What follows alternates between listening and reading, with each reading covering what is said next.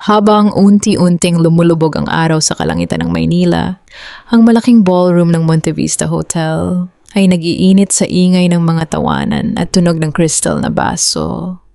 Ito na ang ikawalong taon ng kanilang pagsasama, ang rurok ng tagumpay na binuo ni Teresa Villamor mula sa dilim hanggang sa marating ang tugatog ng tagumpay.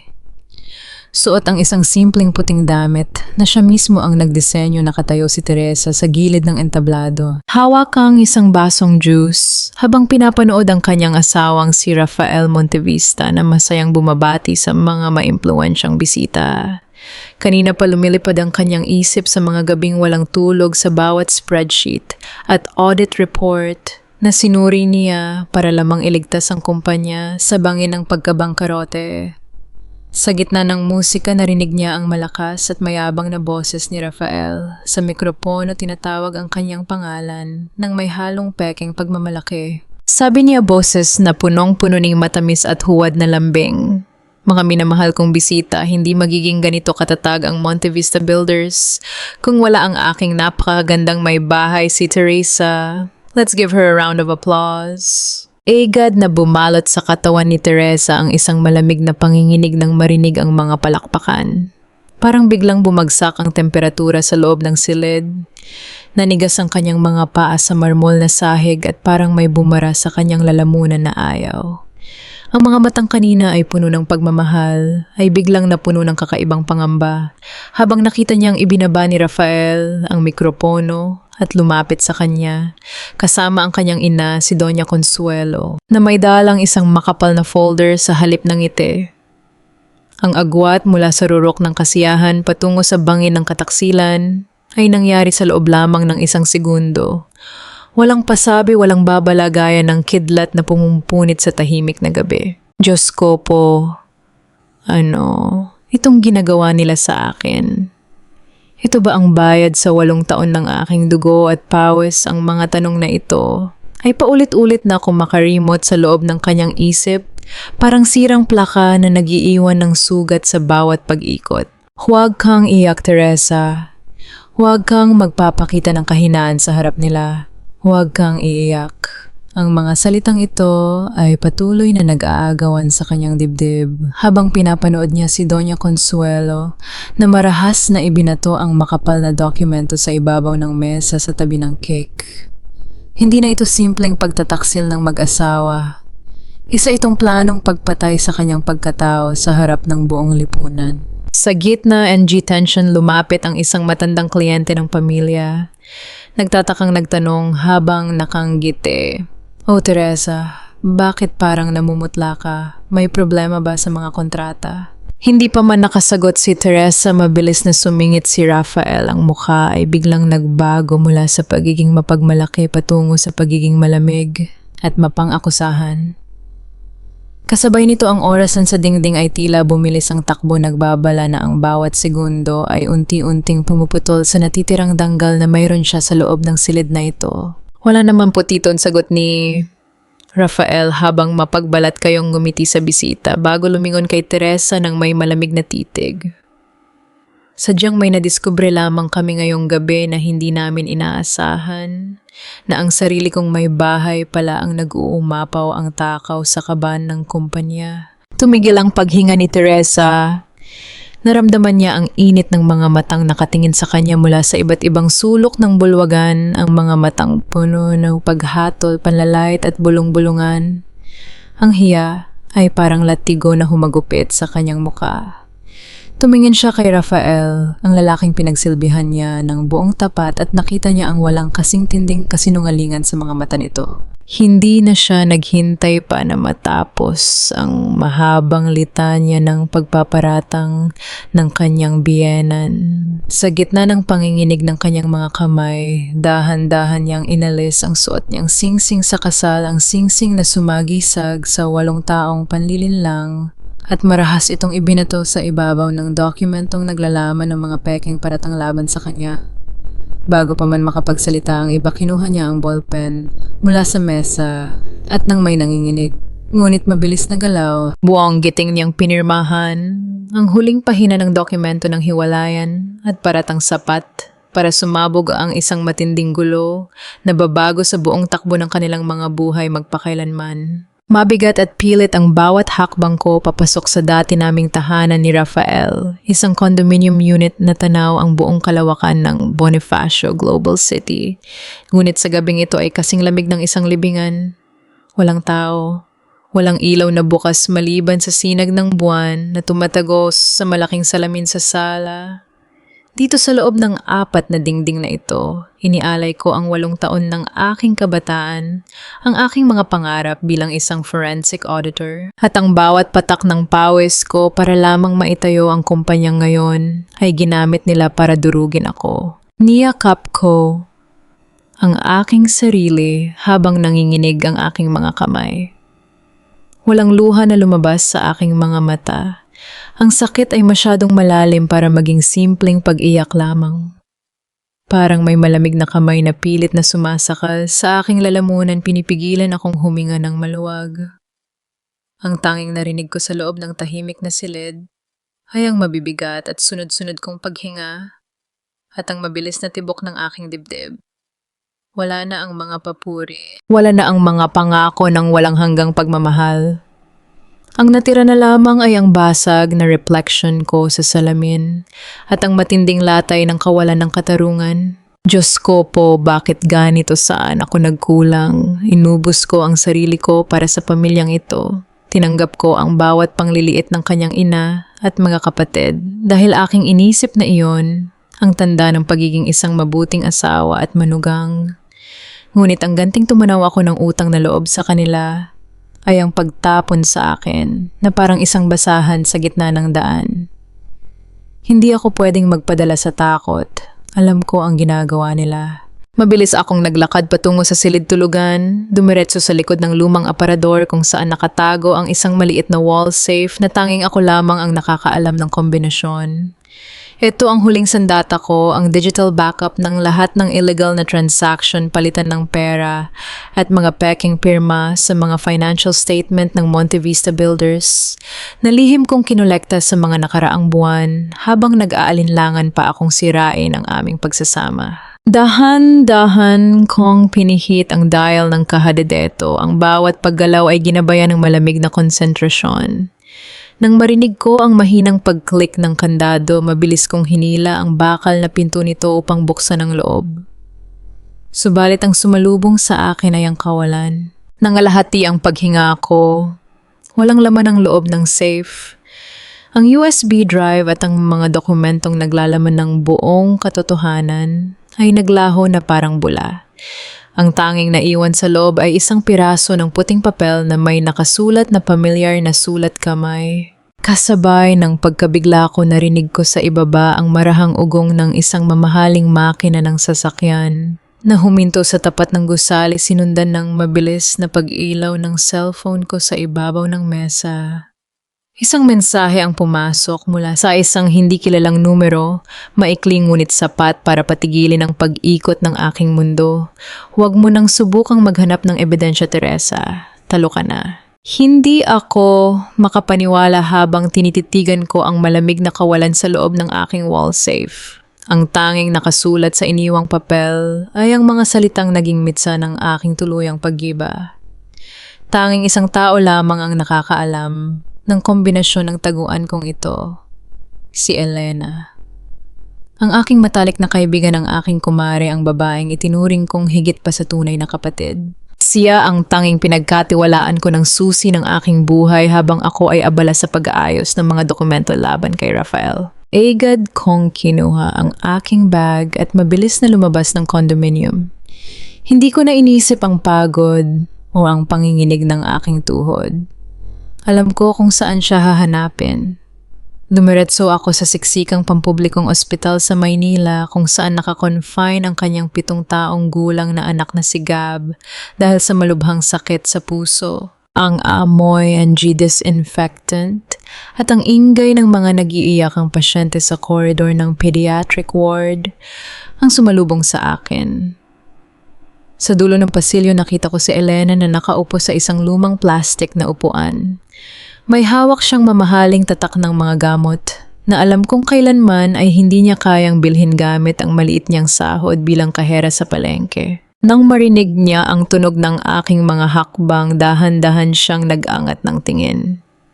Ang sandaling magtagpo ang aming mga mata, nakita ko ang matinding takot at hiya na gumuhit sa kanyang muka. Mabilis siyang napaatras at hindi makatitig ng diretso sa akin. Sabi ko, boses ko ay halos pabulong, ngunit puno ng nagpupumiglas na sakit. Elena, bakit? Bakit mo sa akin nagawa ito? Biglang nanghina ang kanyang mga tuhod at tuluyang lumuhod sa malamig na sahig ng ospital. Hawak ang aking mga kamay na agad ko namang binawi ng marahan. Patawarin mo ako, Teresa. Patawarin mo ako, hikbi niya, habang nakayuko ang kanyang buong katawan ay nayayanig sa matinding pagsisisi. Kailangan kong isalba ang anak ko. Mamamatay si Gab kung hindi maoperahan sa lalong madaling panahon. Lumapit sa akin si Rafael 2 araw ang nakalipas. Sabi niya kung hindi ko ibibigay ang mga kopya ng folder sa safe mo, hindi niya babayaran ang down payment sa operasyon ng anak ko. Wala akong ibang pagpipilian, Teresa. Bilang isang ina, hindi ko kayang panoorin ang sarili kong anak na mamatay. Naramdaman ko ang unti-unting pagbaba ng huling piraso ng aking pag-asa. Hindi ko magawang magalit kay Elena dahil sa pagmamahal niya sa kanyang anak. Ngunit ang katotohanan ginamit ni Rafael, ang kahinaan ng aking matalik na kaibigan, para tuluyan akong ilibing sa dusa ay nag-iwan ng malalim na sugat sa aking puso. Ginamit niya ang buhay ng isang bata para lamang masiguro na hindi ko siya mapapabagsak. Sa gitna ng aking pananahimik, habang pinapanood ko ang umiiyak na kaibigan, biglang umilaw ang screen ng aking cellphone sa aking palad. Isang tawag mula kay Rafael. Agad kong sinagot ang tawag, pilit kong pinatatag ang aking boses upang hindi niya marinig ang aking pagkasira. Tapos ka na ba sa mga laro mo, Rafael? Narinig ko ang familiar at nakakarinding tawa niya sa kabilang linya. Hindi pa ako nagsisimula, Teresa. Ngayong hawak ko na ang lahat ng ebidensya mo, ikaw naman ang mawawalan ng boses. Bukas na bukas din sisiguraduhin kong malalaman ng buong bansa kung paano ka nagnakaw sa sarili mong kumpanya upang magpabango ng sarili mong pangalan. You have nothing left. Kinabukasan naging mabilis ang pagkalat ng apoy ng paninira laban sa akin. Ang balita tungkol sa umano'y paglulustay ko ng milyon-milyong piso sa Monte Vista Builders ay naging tampulan ng usap-usapan sa social media at sa bawat sulok ng lungsod. Dahil wala na akong matuluyan matapos akong palayasin ni Rafael, napilitan akong umupa ng isang maliit at lumang silid sa isang siksikang barangay sa Pasay. Dito mararamdaman ang tindi ng init ng araw at ang kakaibang bigat ng hangin. Habang naglalakad ako sa makitid na eskinita, bit-bit ang nag-iisang maleta na natira sa akin, naramdaman ko ang mapanghusgang mga mata ng mga kapitbahay. Ang mga kababaihang nagtitipon sa tapat ng sari-sari store ay biglang tumahimik, sabay-sabay na tumingin sa akin bago muling nagbulungan ng may kasamang mapang-uyam ng ngiti. Ang hiya ay tila isang makapal na pader na pilit akong ikinukulong. Tinatanggalan ako ng karapatang magtaas ng ulo sa harap ng mga taong hindi naman alam ang totoong kwento. Napaupo ako sa gilid ng aking maliit na kamayakap ang aking tuhod. Ang aking telepono ay walang tigil sa pagtanggap ng mga mapanirang mensahe mula sa mga kamag-anak ni Rafael. Pakiramdam ko ay narating ko na ang pinakailalim ng hukay. Ang dangal na iningatan ko buong buhay ko ay kasalukuyang niyayapakan ng mga taong pinaglingkuran ko ng tapat. Ngunit sa gitna ng matinding katahimikan ng aking silid, narinig ko ang kakaibang ingay sa labas ng eskinita. Ang karaniwang ingay ng mga naglalarong bata at nagtatalong kapitbahay ay biglang napalitan ng bulong-bulungan ng pagkamangha. Dahan-dahan kong binuksan ang lumang bintana upang tingnan ang pinagmumulan ng gulo. Isang napakahaba at makintab na itim na sasakyan ang pilit na pumasok sa makipot na daan ng barangay, dahan-dahang huminto sa tapat mismo ng aking tinitirahang apartment. Mula sa loob nito ay bumaba ang isang lalaking may edad matikas ang tindig at suot ang isang mamahaling Amerikana na halatang hindi nababagay sa magulong paligid na iyon. Si Attorney Lucas Villar. Umakyat siya sa aking silid. Nang walang pag-aalinlangan, bawat hakbang niya sa lumang hagdan ng kahoy ay nagdulot ng mahihinang tunog ng pag-uga. Nang buksan ko ang pinto, hindi ko nakita sa kanyang mga mata ang panghuhusga na nakita ko sa iba buong araw. Sa halip yumuko siya ng bahagya bilang tanda ng malalim na paggalang. Nilabas niya mula sa kanyang mamahaling bag ang isang lumang velvet box na kulay maroon at marahan itong inilagay sa aking mga kamay. Ipinapasa ko po sa inyo ang huling habilin ng inyong lolo si Dr. Jaime Del Rosario.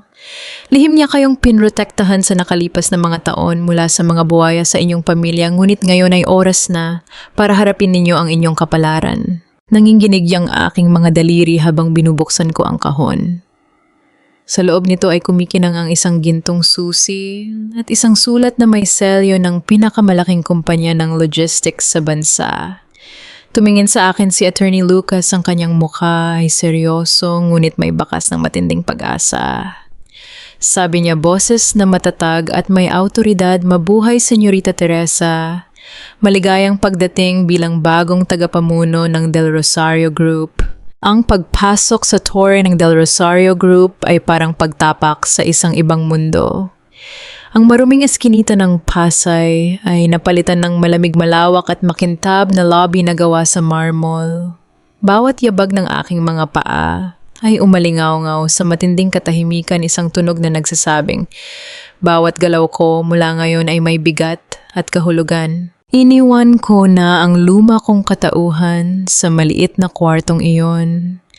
Ang Teresa Villamor na asawa ni Rafael Montevista ay namatay na noong gabing iyon sa ballroom. Ang humaharap sa kanila ngayon ay si Teresa Del Rosario, ang nag-iisang tagapagmana na ang bawat hibla ng pagkatao ay binalot ng determinasyon at malamig na kalkulasyon. Suot ang isang blazer na kulay itim, matulis na takong at isang pares ng malamig na mga mata. Pumasok ako sa boardroom kung saan naghihintay ang mga matatandang haligi ng kumpanya. Nakita ko sa kanilang mga mata ang pagdududa, ang pagtataka sa biglaang paglitaw ng isang babaeng hindi nila kilala. Ngunit bago pa man sila makapagsalita, dumiretso ako sa pinakadulong upuan ng selyang dating inuupuan ng aking lolo at umupo ng may autoridad. "Simulan na natin ang pulong." Sabi ko, ang boses ko ay matatag at walang bahid ng anumang emosyon. Unang agenda, i-pull out ang lahat ng investments natin sa mga kumpanyang may connection sa Montevista Builders. Pangalawa, gusto kong makita ang kompletong listahan ng lahat ng kanilang mga utang sa bawat bangko sa Pilipinas. Ang dugo ng Del Rosario ay hindi para sa mga trador. Pagkatapos ng pulong, nagkulong ako sa opisina ng CEO, isang malawak na silid na may malaking bintana na tanaw ang buong lungsod. Mula dito ang mga nagtataas, ang gusali na dati ay simbolo ng kapangyarihan ni Rafael, ay ngayon ay parang mga laruan na lamang sa aking paningin. Hinaplos ko ang malamig na salamin ng bintana. Ang sakit ay naroon pa rin nakatago sa ilalim ng aking dibdib, ngunit hindi ko na ito hahayaang maging lason. Gagamitin ko ito bilang gasolina para sa aking pagbangon. Nilatag ko sa ibabaw ng malaking mesa ang lahat ng financial reports ng Del Rosario. Ang aking utak na sinanay sa paghahanap ng mga numero at anomalya ay muling nabuhay. Habang sinusuri ko ang bawat dokumento, isang manipis na pulang folder ang kumuha ng aking attention. Ito ang profile ng mga bagong empleyado na inaprubahan bago pa man ako dumating. At sa pinakaunang pahina sa ilalim ng titulong Strategic Advisor, nakalimbag ang isang pangalan na hindi ko inaasahan, isang pangalan na magiging susi sa aking paghihiganti, Mateo Vergara. Kinabukasan, formal kong ipinatawag si Mateo Vergara sa aking opisina upang pag-usapan ang aming susunod na hakbang laban sa pamilya Montevista. Ang pumasok sa aking silid ay isang lalaking may matikas na tindig, matatalas ang mga mata at may aura na tila ba kontrolado niya ang bawat sulok ng silid kung saan siya nakatayo. Sa kabila ng kanyang simpleng kasuotan, ramdam ang matinding talino at karanasan sa kanyang bawat galaw. Sabi niya boses na mababa ngunit buo ang tiwala sa sarili. Good morning, Señorita Teresa. I believe you have already reviewed my financial assessment on Montevista Builders. Naupo ako at tiningnan siya ng diretso sa mga mata. Oo, Mateo. At nakuha mo ang aking pansin. Ang mungkahi mong bilhin ng mga utang nila sa bangko bago pa man sila makapag-file ng bankruptcy ay isang napaka-agresibong hakbang. Bakit mo ito iminumungkahi? Isang manipis na nagiti ang sumilay sa kanyang labi bago siya lumapit sa aking mesa. Dahil alam kong hindi mo lang gustong bawiin ang perang kinuha nila sa iyo, senyorita. Gusto mo silang mawala ng hininga sa negosyo. Karamihan sa mga babaeng dumaan sa pinagdaanan mo ay magsusampa lamang ng mabilisang kaso para sa sustento o gagawa ng eksena sa harap ng mga kaibigan. But you are playing a game of chess. You want them to crawl. Ang emotion ay walang puwang sa negosyo, Mateo. Sagot ko habang dahan-dahang isinasara ang folder. Ang mga numero ay hindi nagsisinungaling. Kung gagamit ako ng galit, baka magkamali ako. Pero kung gagamit ako ng mga utang nila, sila mismo ang maghahatid sa akin ng kanilang sariling mga leeg. Natuwa ako nang makita ang respeto sa kanyang mga mata. Sa mga sumunod na oras, lumubog na ang araw sa labas, ngunit pareho pa rin kaming nakatutok sa mga dokumento. Ang silid ay binalot ng kakaibang katahimikan, tanging ang tunog ng paglilipat ng mga pahina ng papel ang maririnig. Sa bawat pagsusuri namin sa mga kahinaan ng Montevista Builders, tila mas lalong nagiging suwabe ang aming pag-uusap. May kakaibang talino si Mateo na tila ba nakikita niya ang bawat sulok ng isip ko bago ko pa man ito bigkasin. Subalit nang talakayin na namin ang tungkol sa mga pribadong ari-arya ng aking biyenan, na si Doña Consuelo, biglang nagbago ang ihip ng hangin. Inilapag ni Mateo ang kanyang panulat at itinuro ang isang particular na bahagi ng mapa ng kanilang mga ari-arian sa Batangas. Kung gusto mong tuluyang mapilayan ang matandang babae, huwag mong unahin ang kumpanya. Unahin mo ang kanilang lupain sa Lipa. Yun ang lihim na santuwaryo ni Doña Consuelo. Ang titulo ng lupang iyon ay hindi nakapangalan sa kanya o sa kumpanya kundi sa kanyang yumaong kapatid na pumanaw 30 taon na ang nakalilipas. At tuwing fiesta ng San Sebastian, doon siya nagpupunta para makipagkita sa mga politikong binabayaran niya gamit ang perang hindi nakarehistro. Natigilan ako. Pakiramdam ko ay biglang huminto ang tibok ng aking puso habang dahan-dahang tumingin sa kanyang mukha. Bilang isang forensic auditor na nagtrabaho sa loob ng 8 taon para sa pamilyang Montevista, nahirapan akong hukayin ang mga lihim na transaction ng aking biyenan. Paano nalaman ng isang bagong strategic advisor ng Del Rosario Group ang tungkol sa isang yumaong kapatid, isang particular na piyesta ng simbahan, at ang pinakapribadong taguan ng pera ng pamilya Montevista? Seryoso ko siyang tinitigan. At sa unang pagkakataon, nakita ko sa kaibuturan ng kanyang mga mata ang isang matinding apoy ng galit na hindi para sa isang ordinaryong empleyado lamang ng kumpanya. Sabi ko dahan-dahang iniiwas ang aking tingin upang hindi niya mapansin ang aking pagdududa. Napakalalim ng iyong pananaliksik, Mateo. Parang mas kilala mo pa ang pamilyang Montevista kaysa sa akin. Matapos ang gabing iyon ng pagtatapat ni Mateo, hindi ako agad nagpadala sa bugso ng aking emosyon. Bilang isang babaeng paulit-ulit nang nasugatan ng mga taong pinagkatiwalaan ko, alam kong ang tiwala ay hindi binubuo ng mga matatamis na salita, kundi ng mga konkretong gawa. Tumingin ako sa kanya habang nakaluhod pa rin siya at sa unang pagkakataon, nakita ko ang isang pagkakataon na gamitin ang kanyang matinding galit upang tapusin na ang laban na ito. Sabi ko sa kanya matatag ang aking boses habang pinipilit kong huwag manginig. Tumayo ka, Mateo. Kung totoong nais mong bumawi sa akin, patunayan mo sa gawa. Gamitin natin ang iyong talino upang tuluyang gumuho ang kaharian ng mga Montevista. Mula sa araw na iyon, magkasama naming binuo ang isang tahimik ngunit napakasakit na bitag. Ang Monte Vista Builders ay kasalukuyang nasa bingit ng pagbagsak dahil sa mga naantalang proyekto at malalaking utang sa iba't ibang lokal na bangko sa Makati.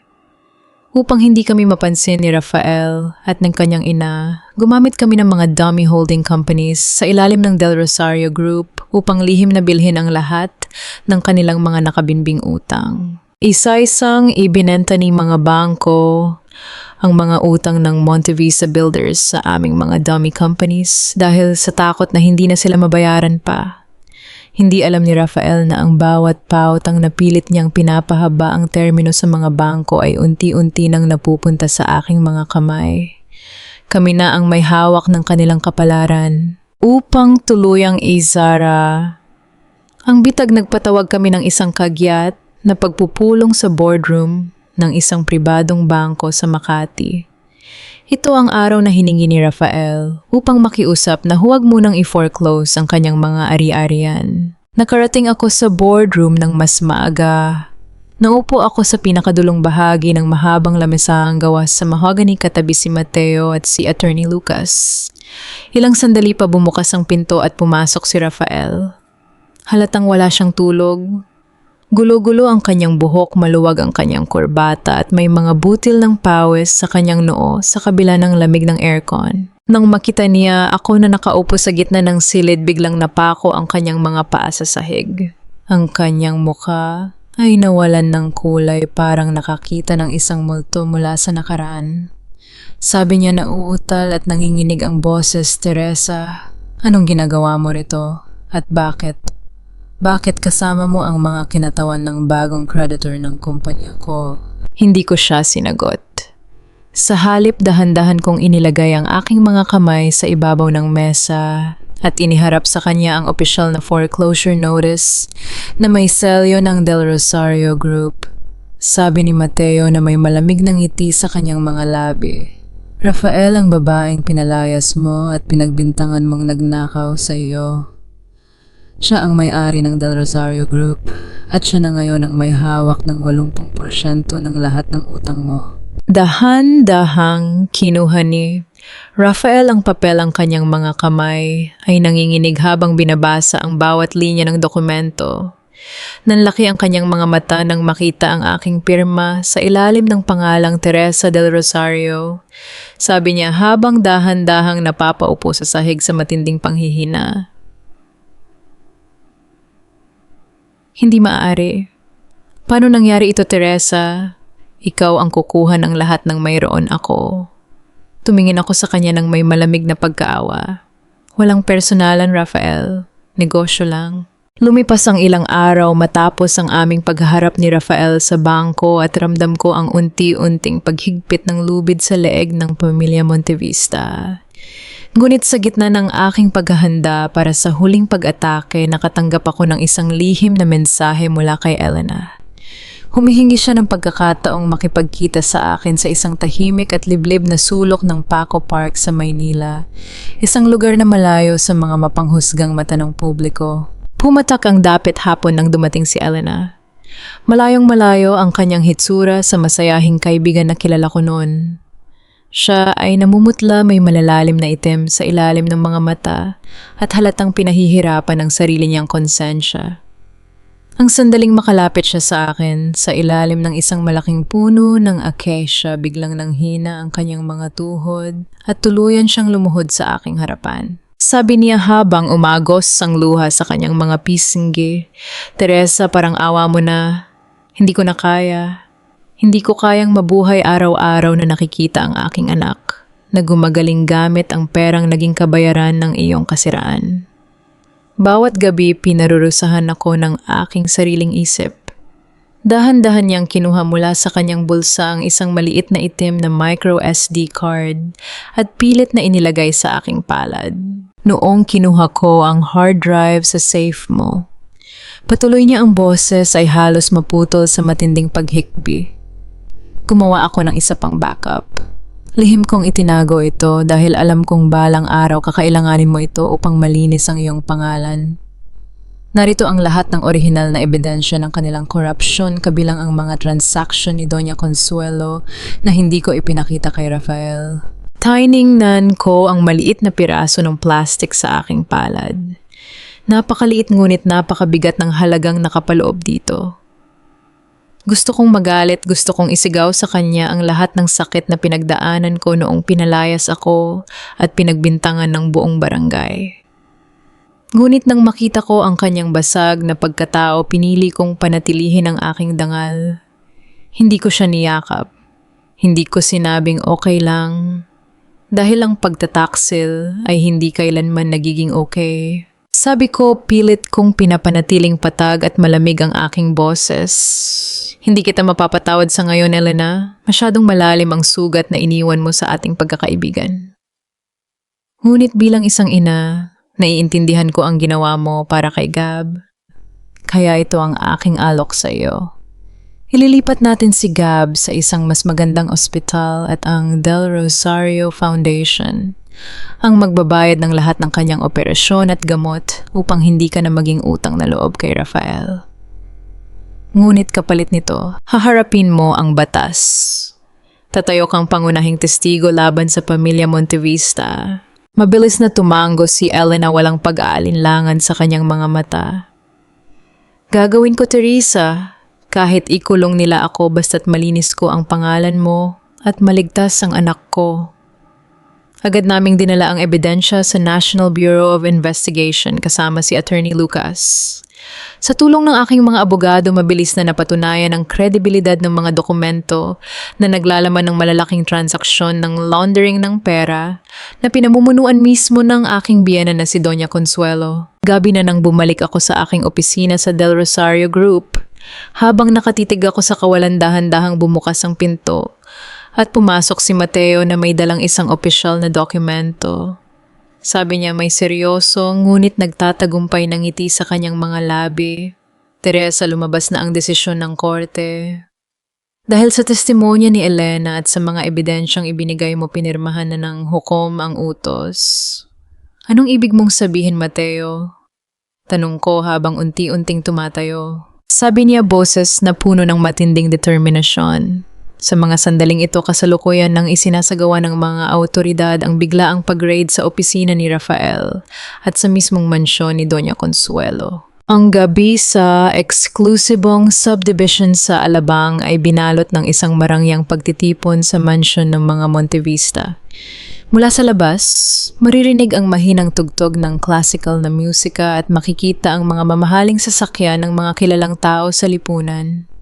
Nagdiriwang sila ng anibersaryo ng pagkakatatag ng pamilya, isang huwad na pagpapakita ng yaman at kapangyarihan sa kabila ng katotohanang unti-unti na silang nalulunod sa utang. Ngunit ang kapayapaan ng kanilang marangyang mundo ay biglang napunit nang magkasunod na pumasok sa malawak na bakuran ang tatlong sasakyan ng mga awtoridad na may kasamang mga asul at pulang ilaw na umiikot at tumatama sa malalaking salamin ng mansion. Kasama ko si Mateo at si Attorney Lucas. Kasunod ang isang pangkat ng mga ahente mula sa National Bureau of Investigation, NBI. Diretso kaming pumasok sa malawak na pintuan ng mansion. Ang mga bisitang may hawak na baso ng champagne ay biglang natahimik ang kanilang mga tawanan, ay napalitan ng mga bulong-bulungan ng pagkabigla at matinding kaba. Sa dulo ng bulwagan nakatayo si Doña Consuelo, suot ang kanyang pinakamahal na hiyas katabi si Rafael. Sa tindi ng pagkagulat nang makita ako ang hawak niyang kristal na baso ay dahan-dahang nulasot sa kanyang mga daliri at nahulog sa marmol na sahig. Nabasag ito sa libu-libong piraso at ang pulang alak ay kumalat na parang dugo sa puting alpombra. Sabi ni Doña Consuelo, ang kanyang boses ay nanginginig sa galit at gulat. Teresa, how dare you step into my house after what you did? May kapal ka pa ng mukhang pumunta rito kasama ang mga taong iyan. Lumapit ako ng dahan-dahan, walang takot sa aking mga mata. Hindi na ito sa inyo, Doña Consuelo. At hindi ako pumunta rito bilang inyong dating manugang. Pumunta ako rito upang ibalik sa inyo ang lahat ng ibinato ninyo sa aking kasiraan. Sumulong ang pinununo ng mga ahente ng NBI at inilabas ang opisyal na dokumento. Doña Consuelo, Montevista, Rafael Montevista, mayroon kaming warrant of arrest at search warrant para sa inyo sa kasong money laundering, tax evasion at malakihang panloloko. Mangyaring sumama kayo sa amin ng mapayapa. Nagsimulang mag-atrasan ang mga bisita. Ang ilan ay nagtakip ng muka dahil sa matinding hiya. Ang marangyang reputation na iningatan ng pamilya sa loob ng ilang dekada ay gumuho sa harap ng mismong mga taong pilit nilang pinapahanga. Sabi ni Doña Consuelo habang hinahawakan ang kanyang dibdib at pilit na naghahanap ng hangin, "Sinungaling pa ka na mo lang ito. Teresa, binayaran mo ang mga taong ito pang sirain kami, Rafael. Ang puso ko." Dahan-dahang napaupo ang matandang babae sa sofa na mumutla at nanginginig ang buong katawan sa tindi ng atake ng kanyang sakit. Ngunit bago pa man makalapit ang mga katulong upang tulungan siya, nakita kong tuluyang nawala ng lakas si Rafael. Tumingin siya sa mga ahenteng hawak ang posas. At sa unang pagkakataon nakita ko ang totoong anyo ng isang takot at walang lakas na lalaki. Mabilis siyang lumapit sa akin, bawat hakbang niya ay puno ng desperasyon. Sa harap ng kanyang mga sikat na bisita, dahan-dahan siyang lumuhod sa aking mga paanan, umiiyak at sinusubukang hawakan ang dulo ng aking blazer. Sabi niya habang umaagos ang luha at pawis sa kanyang muka, "Teresa, please, parang awa mo na. Huwag mo itong gawin sa akin.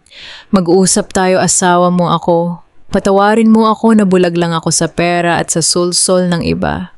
Mahal kita, Teresa. Alam mo yan." Tiningnan ko siya mula sa aking kinatatayuan.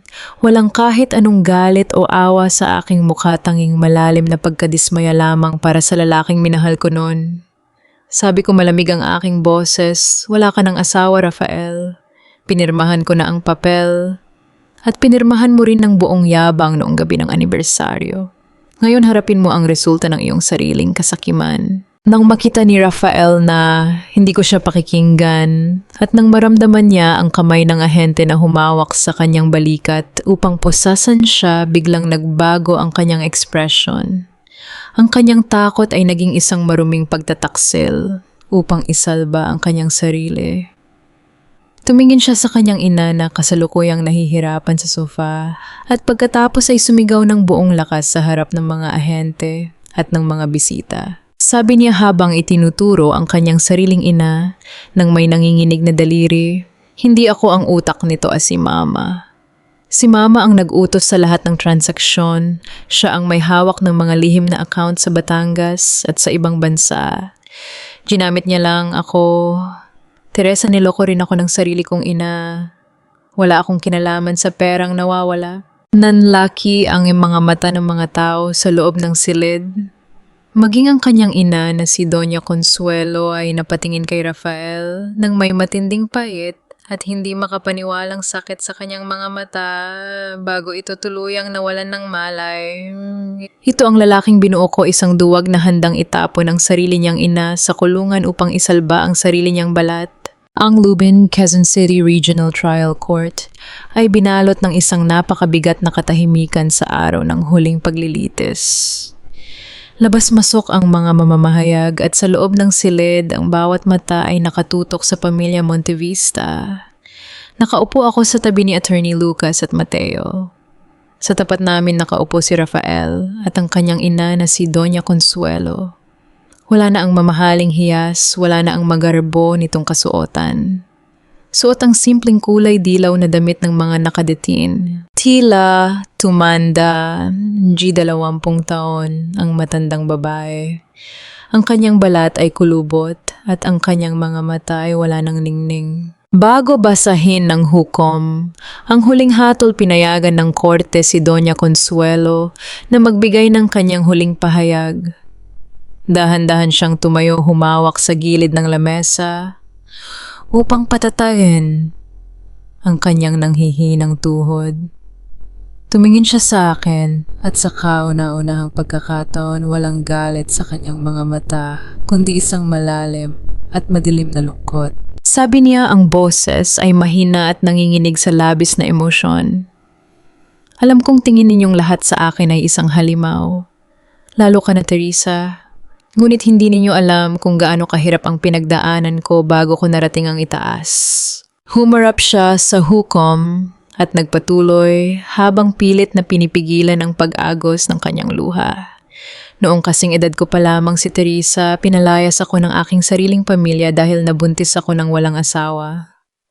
Niyurakan aking dignidad, tinuring akong dumi ng lipunan. Natuto akong matulog sa gilid ng kalsada habang yakap ang aking sanggol ng walang makain. Noong mga sandaling iyon, sumumpa ako sa aking sarili na kapag nakatapak ako sa kapangyarihan, hindi ko nahahayaang mangyari muli iyon. I had to protect this family's reputation and wealth at all costs. Tumingin siya kay Rafael na kasalukuyang nakayuko at umiiyak. Ginamit ko ang aking anak upang ituloy ang aking mga ambisyon dahil sa takot. Takot akong bumalik kami sa putikan. Ang bawat illegal na transaksyon, ang bawat paninira ko kay Teresa ay dahil sa takot na baka mawalan kami ng karangalan at muling maging mahirap. Ang takot na iyon ang naging lason ko.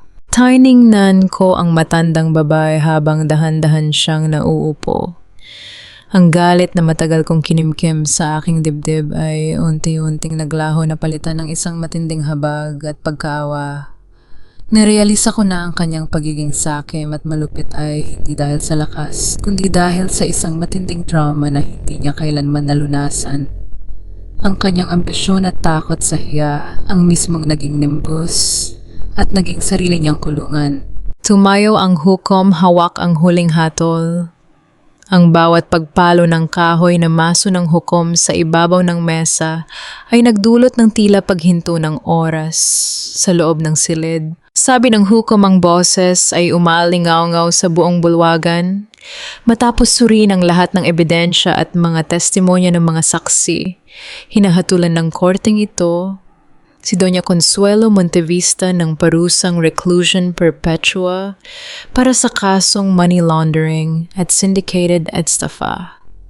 Si Rafael Montevista ay hinahatulan naman ng 15 taong pagkakakulong bilang kasabwat sa mga nasabing krimen. Sa sandaling mabigkas ang hatol, biglang nagwala si Rafael.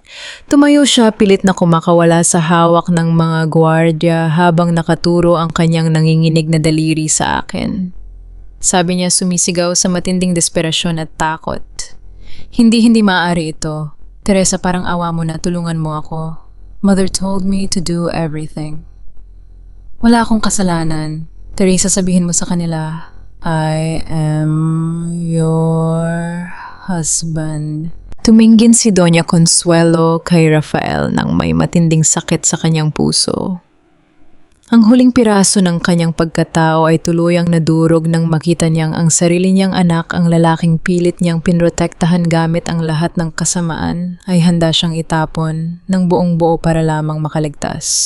Dahan-dahang hinila ng mga pulis si Rafael palabas ng silid habang patuloy siyang sumisigaw at umiiyak ng selong.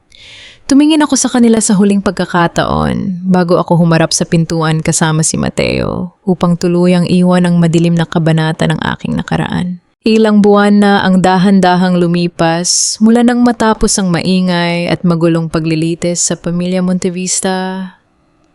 Ang mga pahayagan na dating puno ng mga paninira laban sa aking pagkatao ay napalitan na ngayon ng mga balita tungkol sa aking pagbangon at ang mga bagong reforma na aking ipinatupad sa Del Rosario Group. Nakatayo ako sa balkonahe ng aking opisina sa pinakamataas na palapag. Pinapanood ang dahan-dahang paglitaw ng araw sa Manila Bay. Ang kulay ginto at kahel na kalangitan ay nagiiwan ng marahang init sa aking mukha, habang ang sariwang hangin mula sa dagat ay tila nagpapagaan sa bawat mabigat na alaala na aking dinala sa nakalipas na 8 taon. Marami nang nagbago sa aking buhay. Ang Del Rosario Group ay sumailalim sa isang malawakan at malalim na pagbabago.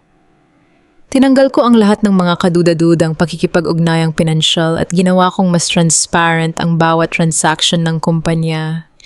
Ngunit ang pinakamahalagang hakbang na aking ginawa ay ang pagtatatag ng Jaime Del Rosario Foundation, isang pundasyon na ipinangalan ko sa aking yumaong lolo. Ang layunin nito ay magbigay ng mga libreng scholarship para sa mga kabataan sa mahihirap na barangay at mag-alok ng mga tulong pinansyal para sa mga single mothers na naghahanap ng marangal na trabaho. Si Elena ay kasalukuyang naglilingkod sa kanyang kaukulang parusa sa ilalim ng batas dahil sa kanyang naging pakikipagsabwatan noon, ngunit pinanghawakan ko ang aking pangako. Ang kanyang anak na si Gab ay ganap ng magaling matapos ang matagumpay na operasyon sa puso na binayaran ng aming pundasyon. Hindi ko man maibabalik ang dati naming matalik na pagkakaibigan. Nang ganoon kabilis may kapayapaan na sa aking puso dahil alam kong ligtas at maayos na ang kalagayan ng kanyang pamilya. Naramdaman ko ang marahang mga hakbang sa aking likuran. Hindi ko na kailangang lumingon pa upang malaman kung sino ang dumarating. Ang pamilyar at magaan na presensya nito ay sapat na upang maghatid ng kakaibang kapanatagan sa aking dibdib. Lumapit si Mateo at tumayo sa aking tabi, kapwa kami nakatingin sa magandang tanawin ng lungsod na unti-unting gumigising. Sabi niya ang boses ay mababa, ngunit may dalang matinding kapayapaan. Nakarating na ang balita mula sa aking abogado Teresa. Opisyal nang nailipat si Rafael at ang kanyang ina sa kanilang permanenteng selda. Wala nang paraan upang makalabas pa sila. Humarap ako sa kanya at marahan kong tiningnan ang kanyang mga mata. Salamat sa lahat, Mateo. Kung hindi dahil sa'yo, baka nabulag din ako ng galit at nagkamali ng daan. Sabi niya habang dahan-dahang hinahawakan ang aking kamay na nakapatong sa hawakan ng balkonahe. Hindi ako ang nagligtas sa iyo, Teresa. Ikaw ang nagligtas sa akin. Ipinakita mo sa akin na ang totoong kapangyarihan ay hindi nakukuha sa pagdurog sa iba gamit ang dahas, kundi sa pagpapanatili ng sariling dangal sa gitna ng unos. Masaya akong makatayo sa tabi mo ngayon, hindi na bilang anino ng nakaraan, kundi bilang kasama mo sa bagong simula. Huminga ako ng malalim at muling tumingin sa malawak na kalangitan. Wala na ang ulan, wala na ang dilim. Ang tanging natira ay ang malinis at maliwanag na umaga. Isang manipis ngunit napakapuno ng dangal ng ngiti ang sumilay sa aking mga labi habang dahan-dahan kong pinipiga ang kamay ni Mateo. Napatunayan ko sa aking sarili na ang hustisya ay hindi kailangang maging marumi. Sapat na ang manatiling matatag gamitin ng talino at hayaan ang batas ng tao at ng Diyos na siyang mag-ayos ng lahat ng utang at karma ng buhay.